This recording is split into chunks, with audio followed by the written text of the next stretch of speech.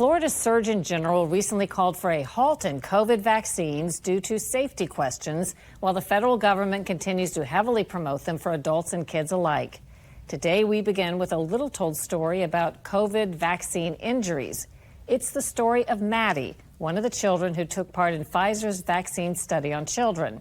It's a remarkable account of what happened when Maddie got very, very sick, leading to accusations that Pfizer, the FDA, and the study leaders tried to bury her case. All three of my kids were in the Pfizer clinical trial for 12 to 15-year-olds at Cincinnati Children's. In summer of 2020, Stephanie DeGarry and her family learned an important clinical trial was about to be launched at nearby Cincinnati Children's Hospital. It would test Pfizer's experimental COVID-19 vaccine on 12 to 15-year-olds to see if it was safe and effective.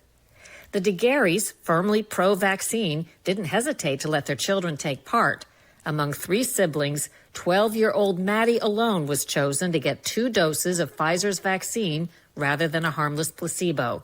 It proved a fateful and debilitating roll of the dice. Her second dose was January 20th. Of 2021, and that was my son's 16th birthday, literally the day. I have a picture of the three of them on that day.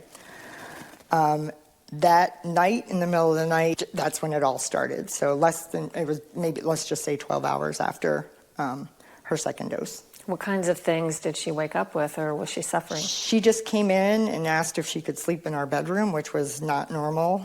She said, "I don't feel right. Can I sleep in your room?" So she slept in between us, so very odd. And then in the morning, she ended up going to school just because she hates missing school, because then you have to make up the work. So by the time she came home from school, my husband called me at work and said, "Maddie's having some sort of reaction." She had what she described as electrical shocks going up and down her spine. She said she felt like her heart was being ripped out. So chest pain. She had severe abdominal pain. She was hunched over when she walked through the door. Her toes and her fingers were white, and they were like, when you touched them, they were ice cold and painful.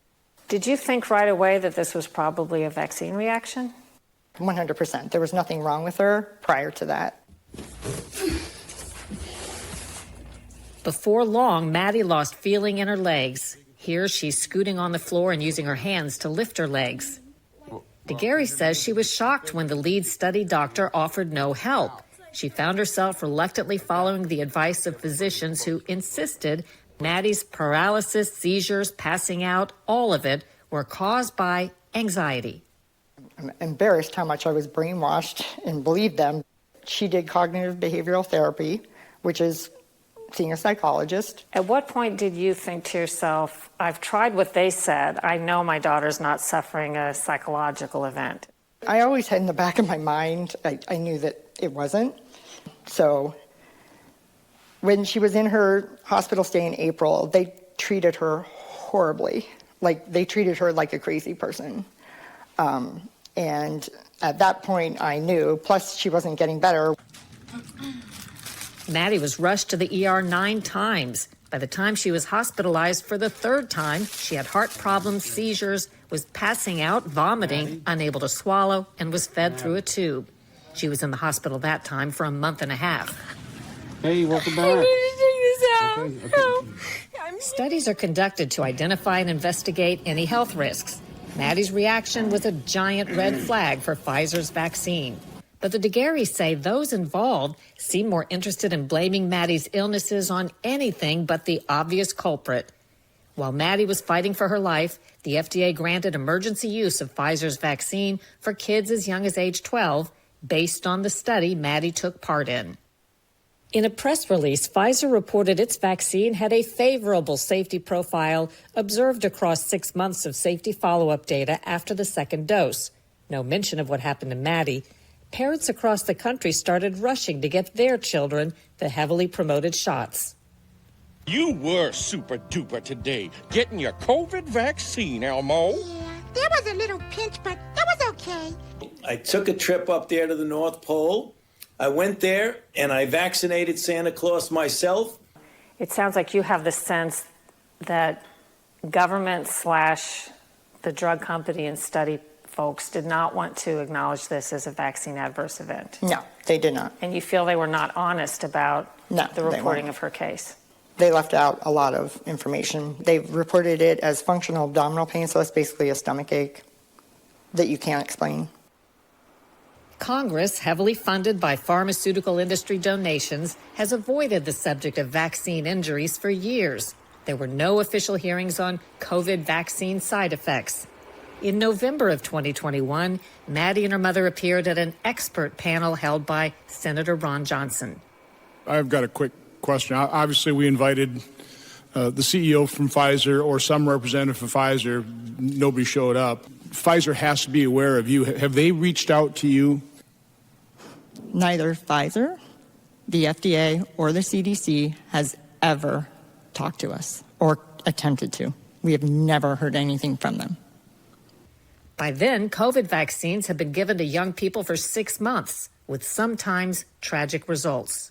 Carrie Peterson Edberg's son Milo got the shot in December of 2021 and ended up with a serious heart problem that's associated with COVID vaccines.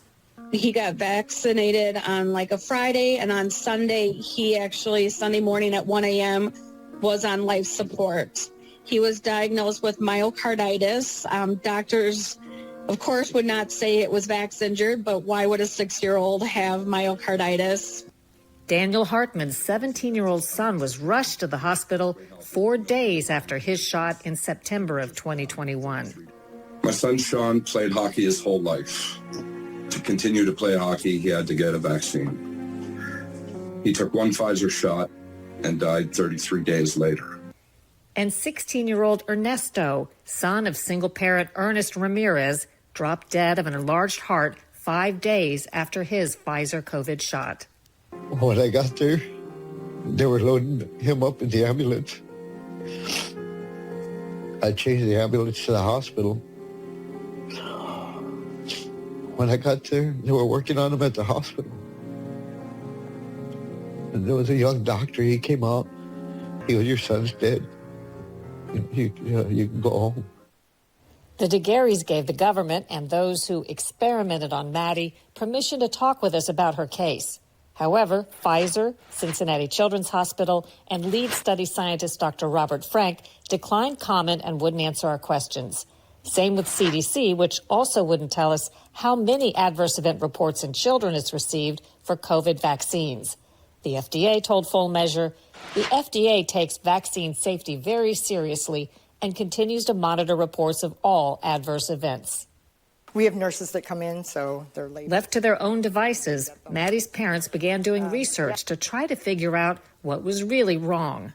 In July of 2022, we saw a neurologist that specializes in autoimmune reactions that cause neurologic problems. And she was diagnosed with chronic inflammatory demyelinating polyneuropathy. So basically, that's where your body attacks your nerves.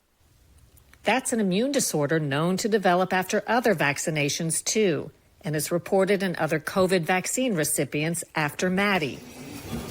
Today, Maddie is still using a wheelchair and a feeding tube. She can swallow small amounts of water and food, though it wreaks havoc with her stomach, so she's seeing a new specialist for that. She's getting more feeling back in her, like in her legs, it's like moving down. At one point, she couldn't even hold up her neck. She can hold up her neck now.